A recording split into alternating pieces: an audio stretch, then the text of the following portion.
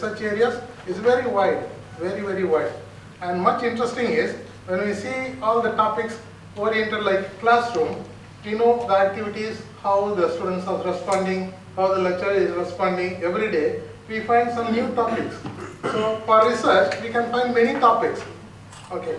So now it is our pleasure to see the topics which is classroom oriented, that too delivered by Dr. Limavan and an experienced person, Elisa. As a continuous series, we are starting with.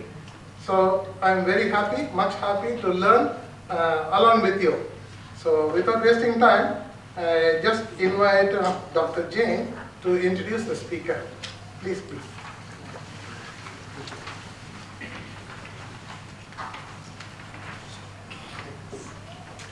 Thank you, sir. Good afternoon, our beloved Dean, our guests from the ELC, and our colleagues in the department. Dr. Lemuel joined us in the college as a lecturer in the networking section since second semester of 2012-2013. Dr. Lemuel finished his BS in Computer Science in 1998 at the University of the East Philippines. And later, he took Master of Arts in Computer Education at AMA Computer University, Philippines. And because of his passion for research, he pursued Doctor of Philosophy, major in Educational Management, specializing in research management at the Consolacion University, Philippines. Without much ado, let's now welcome Dr. Lemuel. And I'm sure he is inspired to face us today because according to research, his wife will be coming here next week.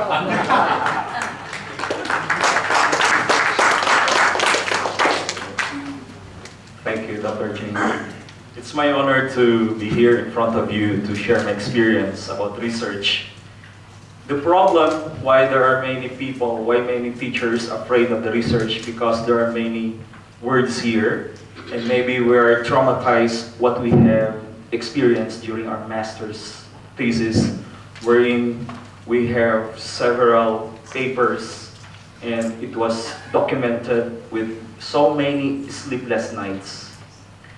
Classroom research based, we will take this one in 2 to 3 pages only. Unlike in our master's research, which is a pure research, it could be 5 chapters. But the parts of the pure research will have also parts of the classroom-based research. Allow me to define what is action research.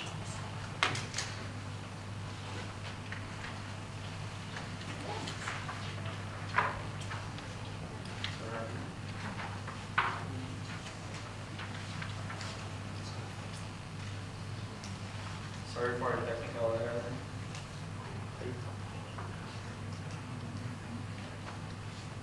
So, a research action-based, that's why we call classroom, because we are going to identify the problems inside the classroom, and as teachers, we are going to solve those problems. And it is initiated for the group. Classroom-based, we're not going to gain knowledge just like our research in a master's or in our bachelor's degree or in our dissertation, that we're going to produce hypotheses or we're going to produce knowledge. This one, classroom-based, we are going to solve, apply strategy in the classroom. So we have here, it is a research initiated to solve immediate problem or reflective process or progressive problem, solving led by individuals working with others. It could be worked by people, for example, the math teachers were going to solve it, the IT, the English teachers were going to solve it. They're going to talk what strategy that they're going to apply. And action research is to address issues and solve problems inside the classroom. Is action research scientific? Yes, it's scientific because there are processes here. As teachers, we're going to identify the problem. We are going to identify solutions. And of course, we're going to write what are the plan of actions that we're going to do. Then afterwards, we're going to collect data. In doing research, we know that English teachers and math teachers will go in parallel. We could not produce action or applied research without the help of the math professors and the English professors. It should be parallel together for the grammar and for the statistics. Okay? This morning, this is only half because I am part of making of the documentation. Next week, it will be for the math. What are the statistical treatment of data? Because we are going to collect data. And after collecting data, we are going to analyze and we are going to report. When you say report, what are the best practices in the classroom? And we are going to disseminate to your colleagues. And inshallah, if there will be several output here, we could have research colloquium sponsored by Shinas College of Technology. If there will be 5, and we could invite other colleges, that these are our best practices from the classroom. And what are the problems? We could start thinking our problems here inside the classroom. 1, the performance of our students in terms of critical thinking. And how about their emotional quotient? How about their analytical thinking skills? This is one of the problems in the networking problems, for example, in programming, or it could be in mathematics. How they are going to solve? And in English, it could be a problem regarding their reading comprehension. It could be common absenteeism, and there is what we call information technology quotient. And we have their problem-solving skills. There are several problems in the classroom, and as lecturers, how we're going to address them. In collecting data regarding these sample problems, we are going to have a standardized form of data. The form must be validated, and it should be, it should be standardized form. We know that in our graduate school, in our statistics, the standardized form, it should be already addressed by, or it's already done by professionals and applied in research, and it is validated and is standardized. Okay? So, as lecturers, we are here to solve classroom-based problems. If there is you could add more here, you could identify what are the problems. Then we're going to have a standardized data gathering tool to get the data of this problem. After analyzing the problem, this is what I'm talking about, the standardized questionnaire, validated questionnaire for our data gathering. If there is already a standardized questionnaire, there's no problem. Then that's the time as a teacher, you're going to think, okay, what are plan of actions that I'm going to do? What strategies I'm going to apply?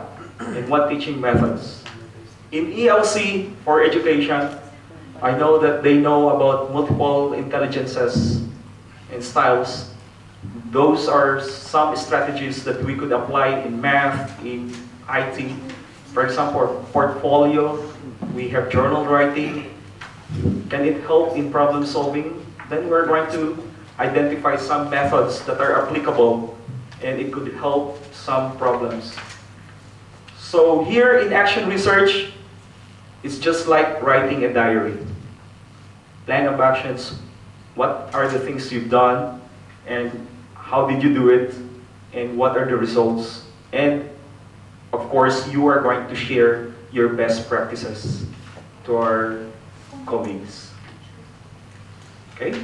Allow me to present one of my action research published in a local journal, school journal.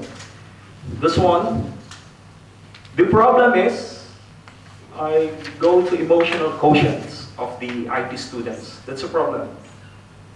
And I tried the method, self-awareness activities in Kokology games. Kokology games, it's a technical term, it's a Japanese term. So what are the parts? First, paragraph, just like our master's thesis. It should be a related literature. One or two related literature can be done.